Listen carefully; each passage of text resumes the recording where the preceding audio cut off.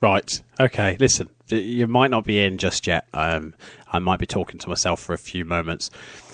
Hopefully, some people will come into the chat and say hello. I feel like I've shortchanged you people. You know, I've got people coming in. I've got Jonas coming in. I've got David coming in right near the end. I feel kind of bad that you've not been able to get in. So I figured what we could do is we could just go for a little bit longer and see how we go from there. And then we'll just do an extra 15 minutes, something like that. And then that should get us sorted, I think. I think that's the best way to be. So, if you're in, give us a message on the chat thing. I'll send out a thing on Twitter as well. And hopefully we'll get everybody in. But yeah, it's Lollicals in your locals after hours. So it's probably make no sense to people who subscribe on iTunes. They'll just get this extra show that makes no sense. But hey, what does it matter to them? They're not here, are they? They're the ones that are kind of sitting out there, not doing very much, wondering why the show was a bit less than it could have been. So let's just go with it, man. Let's just go with it. So yeah, I'm gonna carry on as we are. We'll just talk for a couple of minutes while we get the message out to people and see how we go.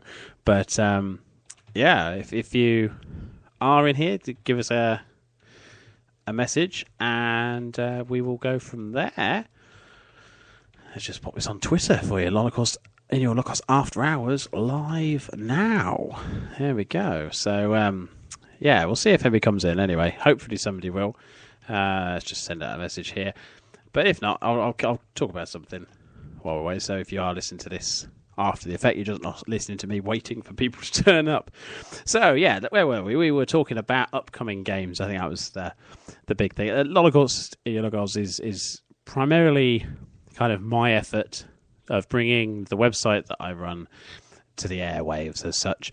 But ultimately, we're doing this because we're gamers. We're doing it because we like films, we like the internet, and through it we've found other people that want to get involved. We found people that want to kind of do their bit, and so Daleks got involved. If you do want to get involved, do drop me a line, because the bar of entry isn't too high. What we really want is we just want people who are interested in doing something, who are kind of keen on contributing to something with no kind of, well, not too many restrictions, but also no commitment kind of regarded. So, if you are interested, drop me a line at Bouncyball. That's BOUNCYBHALL on Twitter, or obviously messages on Spreaker or on the Lollicals website, and we'll see what we can do. We are looking at doing a answer phone service, so you can ring up and leave us a message each week. And we're also hoping to get Hock involved shortly, now that he's back from his tour of the Western Isles. So yeah, it's quite an exciting time. So yeah, it's all good. We are the Lollicals, hipper and more retro than Julian Rignall riding a Segway through the streets of Akihabara to buy a Nokia N-Gage. Yeah, there you go. Hipper and cooler than Julian Rignall, going through the streets of Akihabara on a Segway to buy a Nokia N-Gage. There's a lot of words in that sentence that you probably wouldn't expect to hear in a sentence, one after another, as sentences generally are constructed. So yeah, other games that are coming out that have got us excited. I've been playing today Max Payne 3. Now, this is not one of those, oh, look, I've got the game slightly earlier than everybody else and I'm bragging about it. No, I work and I'm privileged enough to be able to get the access to it. Now, the important thing here is I've seen a lot of people discussing the game and saying they loved Max Payne 1, they loved the fall of Max Payne, but the setting for Max Payne 3 put them off. Now, I think, in a way, I can understand that. I totally agreed with that. And when I played it, I did think, I don't know if this is going to work. Is it just going to be the Max Payne kind of name on a more action-oriented storyline? But it's not. Within 5 minutes, it is a Max Payne game. And the fact that it's moved to Sao Paulo isn't much of a stretch. There's a lot of kind of blurring of the lines. A lot of bits where, and again, this is taken from the earlier games, that things aren't quite as they seem, not quite as they should be. So, it's a rather exciting game, I have to say. The only probable dampener I've had so far is obviously since the first two Max Payne games have come out, and as Dalek said in the last part of the show, with Sniper Elite, there have been a lot of games that have done slow motion bullet cameras. There have been a lot of games. Most standing out would be Stranglehold, the John Woo video game that came out a couple of years ago now. What that did was made a very filmic video game.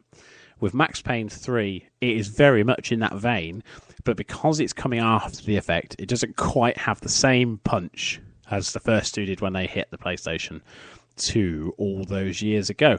So, yeah, it's very, very, very good. I played 2.5 chapters.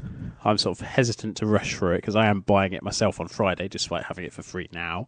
It goes over 2 discs, which did surprise me. I didn't think Rockstar would go over 2 discs, but one contains the first portion of the single player and the multiplayer mode, and the second one finishes off single player. So obviously, there's only so much rendered action that you can fit onto one disc, and well done to them. It does look very pretty.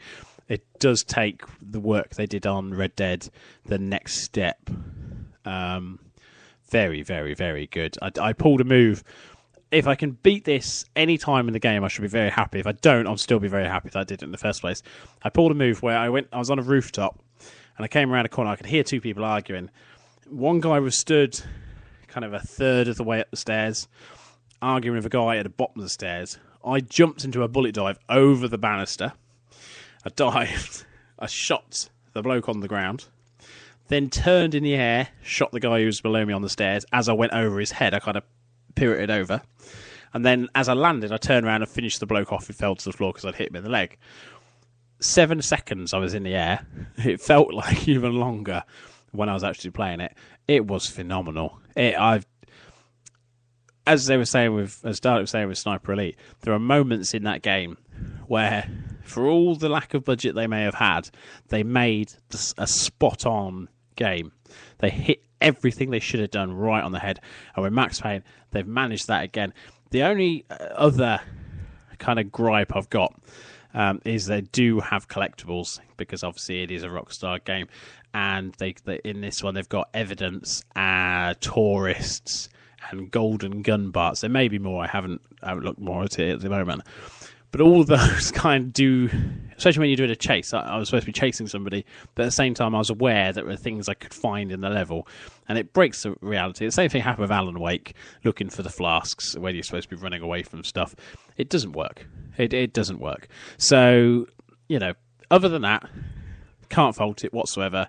Very, very good. So yeah, obviously it's going to sell shed loads of copies, but for once it's a title that actually deserves it, and I really hope everybody enjoys it. I'll be very keen to try it in the multiplayer, so if any of you guys do get it, let me know and we'll sort of set something up. Anyways, right, let's get this Back to the Future competition resolved. That's the next job on the agenda. I was supposed to have done that.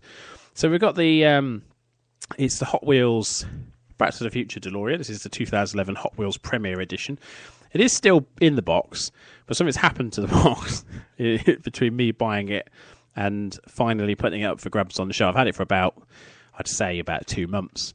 I bought it when we first started, and I thought I'll do that as a prize in the first show. I forgot all about it. Then we did Back to the Future show, and I thought, that'll go well. So it is a bit tatty on the box, but the car's fine. You can still play with that. Drive it around your office desk and pretend you're kind of controlling the DeLorean for yourself.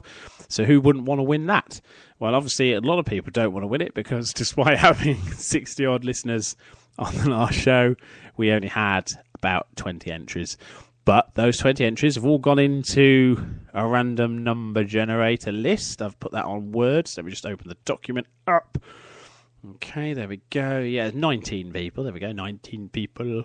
So I just loaded up random. Okay. We're in number 9.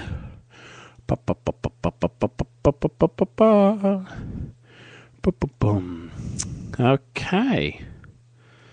Well, I shall have to let them know after the show. I'm not going to tell you now who it is, but I'll be message them on Twitter directly after I've recorded this show. So I will then say who it is once they've won so they find out first, because they're not in this chat at the moment. So I don't really want to have everybody else all excited on their behalf. So, with that in mind, let's play another one of our little jingles. Manufacturer's warning. Prolonged exposure to the Holocaust may cause your top hat to be propelled into lower orbit, your dandy monocle to be blasted several meters into the opposite wall, and your socks to be excavated by the archaeologists of future generations from an as yet undetermined point somewhere close to the Earth's core. And now we join Holocaust Wisbeach and your host, Bouncy Ball. So yes, there you go, that's another one. Dalek puts those together, and I don't always get the chance to play them all, so having an extra bit of time, it gives me a bit of extra time to play those out loud. So yes, next up, here comes one of this. I've been looking forward to this all day. Last night I had a meeting with the guys from the Monday Movie Show and the Games Cast. We did it all over Skype, and I basically said, after the last week's attempt at doing my news voice that kept breaking between proper voice and news voice, we decided we'd come up with a proper name for that news voice, and we had a lot of suggestions. The best of all was Hugh Burke, which I pointed out was actually just an amalgam of Hugh Edwards and Michael Burke, which was just two newsreaders, and that wasn't particularly very funny. So shame on you, HDVD, shame on you. Anyway, Duncan did come up with a good idea for a surname, but I can't remember what his first name suggestion was, so I've called him Peter. But you'll be introduced to him very, very short.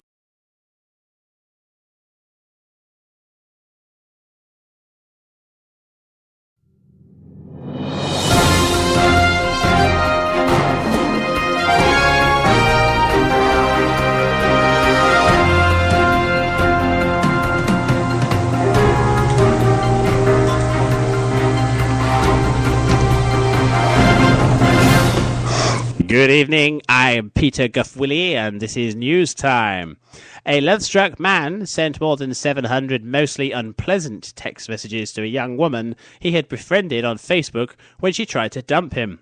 Gavin Stevenson, 28, had initially got on well with Kirsty Jackson of Carlisle and had met her a few times, but she, wanting only friendship and nothing else, eventually told him to leave her alone when he made it clear he wanted more. He was by then so obsessed with the 20-year-old he bombarded her with messages, followed her to the job centre, and over just a few days phoned her 32 times on her mobile. Carlisle Crown Court heard. When that didn't work, he even sent her a birthday card smeared with excrement and started pestering her friend Kerry and spraying insulting graffiti outside her house in the hope that she would help him rekindle the relationship. That left Miss Jackson no alternative but to call the police. Many of the messages were unpleasant and offensive in their terminology, and it was obviously beginning to have quite a considerable impact on her life, the barrister said. The court heard Stevenson had previous convictions for sending offensive messages while living in Scotland. In mitigating defence, advocate Mark Shepherd said Stevenson admitted his behaviour had gone too far. Well, you're not kidding me. Sending shit-covered cards. That's like moonpigswill.com. Anyways, back to Peter. A smuggler... I love this story. I'm going to have to... I can't...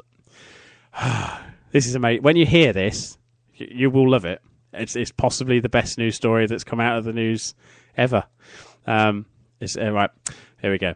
A smuggler travelling across Sweden's western border recently baffled customs officials who found over 500 cowboy hats stashed in the back of his car, along with a large quantity of booze and cigarettes. "This is our largest seizure of cowboy hats," said Morten Junston of the Kongsvinger Customs to Glendale newspaper. "We had to confiscate clothes before, but never cowboy hats," he told the paper. The driver was reportedly a Polish man who was travelling across Sweden's wild western border from Avken towards Norway's capital Oslo on Tuesday night. When officials searched his car, they uncovered some 12,400 cigarettes, 20 kilograms of tobacco, 144 litres of beer, 32 litres of wine, and crammed in the back were 540 cowboy hats. The booty had a street value of 120,000 Norwegian kroner. The Polish outlaw was handed over to police and spent the night in jail. He currently remains in police custody. It remains unclear as to whether Norway is now suffering a cowboy hat shortage. That is... amazing. I love that. and this one sent to me today by Dalek himself is also quite impressive. Here we go. Back to Peter. Thank you, Bouncy. Spanish town of Berga declares hunting king persona non grata. Berga, a town in Spain's northeastern Catalonian region, has declared the Spanish king an unwelcome visitor over his recent elephant hunting trip in Botswana during a severe financial crisis. The 74-year-old monarch had apologised to the Spanish people for going on the secret trip to Africa, while nearly 1 in 4 Spaniards are unemployed and the economy enters its second recession in 3 years. I'm very sorry I made a mistake. It won't happen again, King Juan Carlos said as he left the hospital in Madrid in mid-April. According to the AP, the Popular Unity candidature said the king's personal behaviour has been marked by all kinds of scandals, which it added reached a climax after the Botswana affair in April. Juan Carlos ended up being airlifted home with a broken hip from the trip and underwent hip replacement surgery at a Madrid hospital. Now, just interrupting for a second there, if the king's personal behaviour ends in a climax of a broken hip, that's what a king should be doing. Am I right, fellas? Am I right? I'm doing that thing where you push your arms up in the air. Ooh, that thing. Anyway, back to you, Peter. Thank you, Bouncy. The royal family has also been under intense media scrutiny recently. The king's son-in-law, Inaki Oregadrin, has been accused of having used his position to embezzle several million euros in public contracts through supposedly not-for-profit foundation. And Felipe Juan Helen, the king's 13-year-old grandson, shot himself in the foot with a shotgun over Easter. Spanish law requires a person handling a gun to be aged 14 or over. Because obviously, a year later, he wouldn't have shot himself in the foot. Probably just wanted an Easter egg next Christmas. That would be my best suggestion. So, that's the news from Peter Gufwilly. Look out for more from him. Probably when we do a longer show, though, because it takes a little while to fit all that stuff in. So, there you go. That's the news bit done. Whee! Some say he dreams in 48K and that he farts Tim Follin music.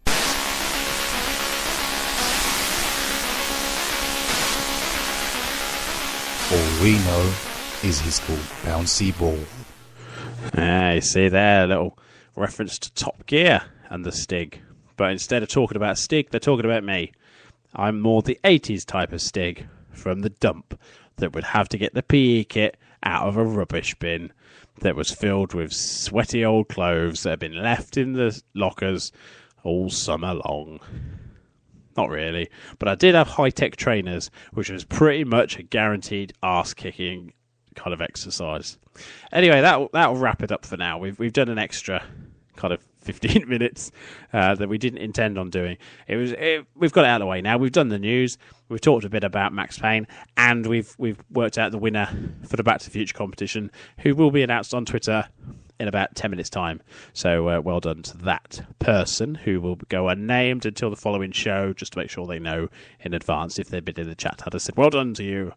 And then done it from there. So thank you for listening in. Like I say, next time I do one of these impromptu things, I will tell you I'm going to do it. I won't just go lock in and then broadcast again, because it's kind of backfired in the fact that nobody's in the chat. Probably nobody's listening because everybody kind of listened to the show and has gone off and had a little rub because of my dulcet tones. So thank you very much for listening in. As always, it's very, very much appreciated. If you do want to get involved, the usual channels are there. Get us on Twitter, get us on Facebook, get us on Spreaker, get us on the website. We will see you next week, in which Dalek Sex is going to be talking about My Little Pony, and I'm going to be talking about holiday stuff. Well, if you want to get involved, do feel free to message me regarding the essential game to take with you on holiday. So this, obviously, it could be a portable one, or it could be a board game, or whatever. So yeah, holiday games. And it can be any age, if you're an older person. I'm referring to my mum and my manager, who I know both listen to this. If you'd like to get involved as well, because obviously you probably don't take PlayStation Vita on holiday with you, but you probably have some kick-ass game that you play, because I like the way these things work sometimes. So last time I got watches out of my mum, which was brilliant, digital watches, because I asked her. So yeah, you two in particular, I'll be looking to you. That's Stu and Mum. Both of you will be expected to take part by giving me some information. I'm like the Holocaust Gestapo. I will make you talk. So thank you very much for listening in. Again, sorry it was a bit impromptu.